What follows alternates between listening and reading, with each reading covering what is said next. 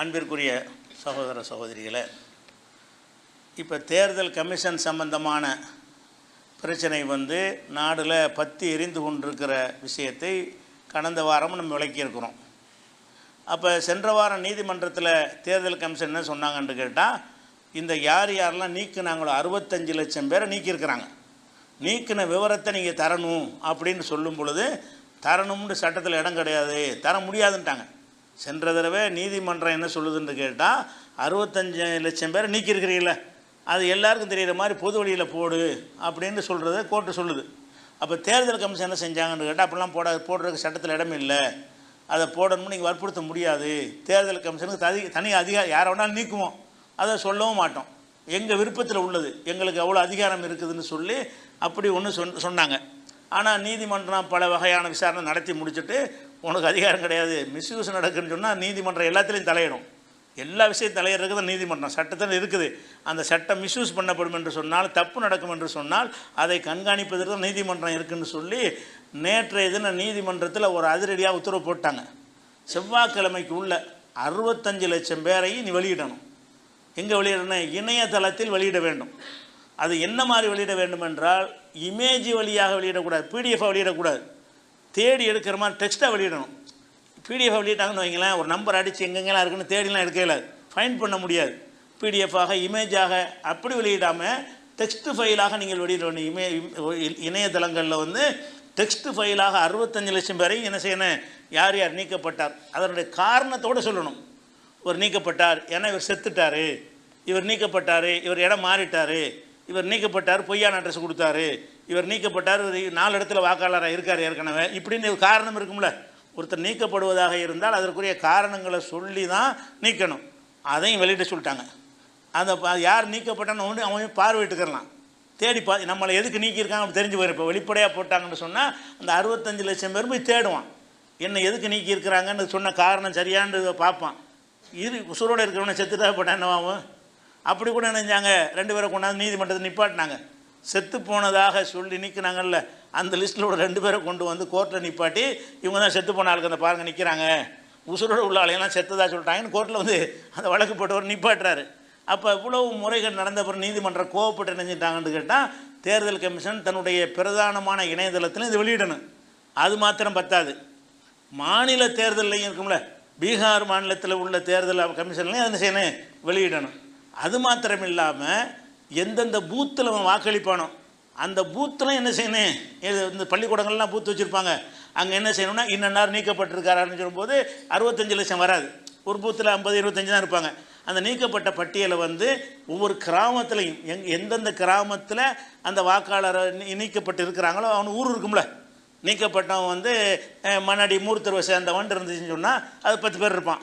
அந்த 10 பேரையும் போடு, அதனுடைய பூத்தில் போடு, அந்த 10 பேர் செக் பண்ணிட்டவன் என்னை நீக்கணும் சரியான்னு சொல்லி அந்தந்த வாக்காளர்கள் சரி பண்ணுற அளவுக்கு மாநில தேர்தல் கமிஷன்லையும் வெளியிடணும். ஒவ்வொரு பூத்து வாரியாக வெளியிடணும், டெக்ஸ்ட் வழியாக வெளியிடணும், தேடி பார்க்க ஃபைண்ட் பண்ணி எடுக்கிற அளவுக்கு என்ன செய்யணும், அதை வெளியிட வேண்டும். எல்லா இடத்துலையும் எழுதி விட்டணுங்கிறான். அதாவது சின்ன சின்ன பூத்துகளில் பிரிண்ட் எடுத்து என்ன செய்யணும், வெளிப்படையாக தெரியும் வகையில் ஒட்ட வேண்டும்னு சொல்லிவிட்டு அடுத்து ஒரு அதிரடியாக என்ன போட்டிருக்காங்கன்னு கேட்டால், ஆதார் அட்டையை நீ ஆவணமாக ஏற்றுக்கொள்ளணும் உத்தரவை போட்டாங்க. இது முதல்ல விளக்கம் கேட்டுட்டு இருந்தாங்க. இப்போ இடைக்கால உத்தரவுண்டு ஆர்டர், நீதிமன்றம் ஆர்டர் பண்ணிட்டாங்க, நீ வெளியிட்டு தான் செவ்வாய்க்கிழமை சாயந்தரம் 4 மணி தான் கெடு, செவ்வாய்க்கிழமை சாயந்தரம் 4 மணிக்குள்ளே எல்லா லிஸ்ட்டும் நீ வெளியிட்டு ஆகணும், சட்டப்படி என்ன செய்யணும், உனக்கு நான் உத்தரவு போடுறேன்ட்டாங்க. 2வது என்ன செய்கிறாங்கன்னு கேட்டால், ஆதார் அட்டையை கொண்டு நான் இந்தியாக்காரன் தான் அப்படின்னு காட்டி விட்டான்னு சொன்னால் அவனை நீ நீக்கி இருந்தாலும் அவனை சேர்த்துக்கிறணும். ஆதார் அட்டையெல்லாம் ஏற்றுக்கிற மாட்டேன்னான்ல, அது இனிமேல் சொல்லக்கூடாது.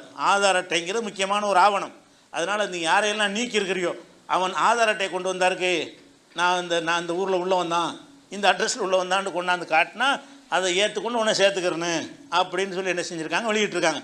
இது வெளியிட்ட பிறகு கடுமையாக மாட்ட போகிறாங்க. ஒன்று தேர்தல் கமிஷன் என்ன செய்வான்னு கேட்டால், 2வது இதே மாதிரி சட்ட போராட்டத்தை நடத்துவான். நீதிமன்றத்துக்கு கட்டுப்பட மாட்டோன்னு கூட என்ன செய்கிறது, திமுறாக பேச வாய்ப்பு இருக்குது. ஏன்னா தேர்தல் கமிஷனை ஒன்று நம்ம நீக்க முடியாது. தேர்தல் கமிஷனர் அந்த போஸ்ட்டு நீக்கப்பட பாராளுமன்றத்தால் தான் நீக்கப்பட முடியும். அப்படி ஒரு போஸ்ட்டில் இருக்கிற காரணத்தினால நாங்கள் கட்டுப்பட மாட்டோம்னு சொல்லி சட்ட போராட்டம் நடத்துவதற்கும் வாய்ப்பு இருக்குது. அப்போ அரசியல் சட்ட சிக்கல் நாட்டில் ஏற்பட்டு போயிடும். கோர்ட்டா தேர்தல் கமிஷனா எதைத்தான் நாங்கள் கேட்குறதுன்னு ஒரு நிலைமைக்கு வரும் பொழுது அது ஒரு நாட்டில் ஒரு குழப்பமான நிலை வரும். அல்லது இந்த தீர்ப்பு கட்டுப்பட்டு வெளியிட்டார்கள்னு சொன்னால் வசமாக மாட்டுவாங்க. ஏன்னு கேட்டால் எல்லா இடத்துலையும் உசுரோட உள்ளவன்லாம் செத்தவன் ஆக்கியிருக்கிறான்.